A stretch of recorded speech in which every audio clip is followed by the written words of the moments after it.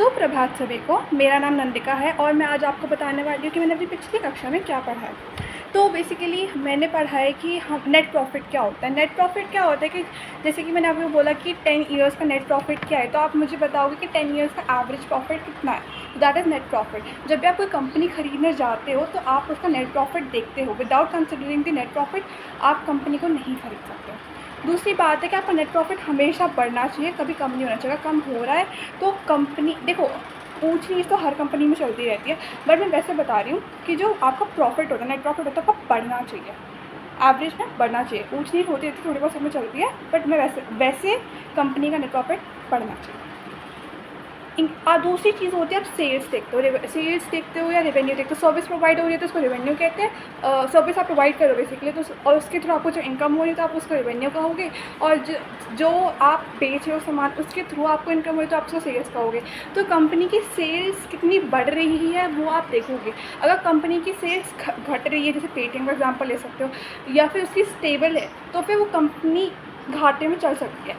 Sales हमेशा company की बढ़नी चाहिए। जैसे कि आप देख रहे हो कि कंपनी की 25 साल की सेल्स मान लो कुछ है, और उसके बाद आप अगले साल देखते हो तो उसकी सेल्स में इंक्रीज़ दिख रहा है, मतलब कंपनी ग्रो करके। तीसरी चीज़ कि नेट देखो, अगर मान लो कि आपके यहाँ नेट प्रॉफिट बढ़ा है, आपका सेल्स बढ़ा है, रेवेन्यू बढ़ा है, बट आपको कैश ही नहीं मिला तो क्या फ़ायदा। तो जो आपका नेट कैश फ्लो होता है वो भी तो होना चाहिए ना, कि आपको कैश आ रहा है। अब आपने किसी को उधार पे चीज़ें दे दी और आपका पैसा ही नहीं मिला तो फिर क्या फ़ायदा। आपकी सेल्स तो बढ़ गई बट आपको पैसा तो मिला ही नहीं, अब घाटे में हो ना। तो उसमें आपका नेट कैश फ्लो कितना हो रहा है, that is the main thing.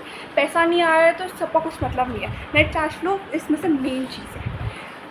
अब आप देखो, जब आप कंपनी कंसिडर करते हो तो आप ये भी देखते हो कि विच company will survive in the coming future, कि आपको क्या लगता है कि कौन सी कंपनी सर्वाइव कर सकती है आने वाले फ्यूचर के अंदर। जैसे कि अगर आप अभी देखो कि हाउस कंपनीज़ है, और जो वो कंपनीज लाइक हाउस बिल्डिंग वगैरह में ध्यान देती है, थोड़े टाइम बाद, कुछ सालों बाद यहाँ पे जगह ही नहीं बचेगी कहीं पे भी घर बनाने की, तो हाउस कंपनीज़ तो बंद हो जाएंगी ना। बट जो पेंट कंपनीज़ है वो तो चलेगी ना। पेंट कंपनीज़, उनका काम तो नहीं बंद होगा, रिनोवेशन वगैरह तो सब कराती ही रहेगी, बिकॉज जगह कम हुई है, बट जगह तो है ना, उसमें तो काम कराना पड़ेगा ना।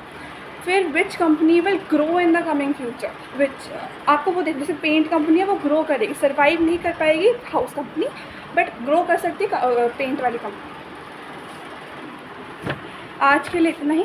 आपका बहुत बहुत धन्यवाद।